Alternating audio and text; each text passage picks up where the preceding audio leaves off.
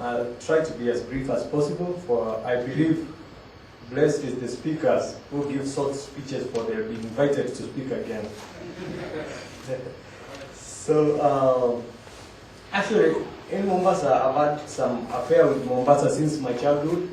When I was 12 years old, I used to go to Mombasa and admire the Mama Gina Drive, the way the ships coming through. I always used to imagine myself living in those pretty houses. Those are bordering Mombasa Golf Club. I'm very sure for those of us who have been to Mombasa have seen that. So as I studied through the schools, through primary, through secondary, after school I went to Kenya Utalii College. I worked for Air France. Then after a while I went to Air France closed down, so I had a choice to look for another job or go continue with my studies. So I continued to America. In America, you know, to settle is rough. So my first job actually was construction. I was a manual laborer for a while. Then, as on my daily duties, I used to see like the real estate agents, the mortgage agents driving in with some nice cars and dressed really good. Then I told myself, why not be? Why should I be a manual laborer when I can be on this other side? Okay, now I changed that way. So I went to school to study real estate and mortgage. And I started talking to those guys. They explained to me like how they do it. And actually they mentored me into real estate. From then on, I've been in the real estate till now. That was like 2002 to today. And actually after my first years, my first real estate deal I ever made, the first thing I did, I bought a plot in Nyani, half an acre.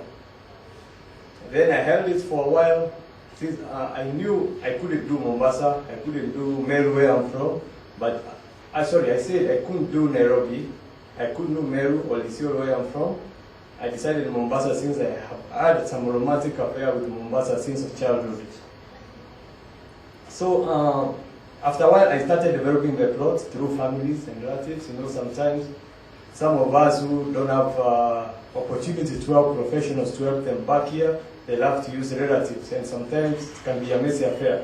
But I was lucky enough to have family members who have background in real estate and construction. They helped me a lot. So after a while, I did so many of them, so many real estate deals. We saw cities like Frisco. It's one of the major cities in America. It's in Texas. We saw it come from ground. It used to be a ranch, and now it's one of the biggest neighborhoods. Even the former President George Bush has moved to that neighborhood right now. We saw that come up from scratch. And after a while, the markets went down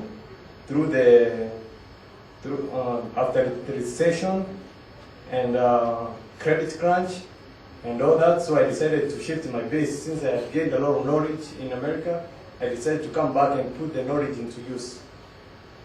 Then when I landed to Mombasa, I realized all my knowledge meant nothing.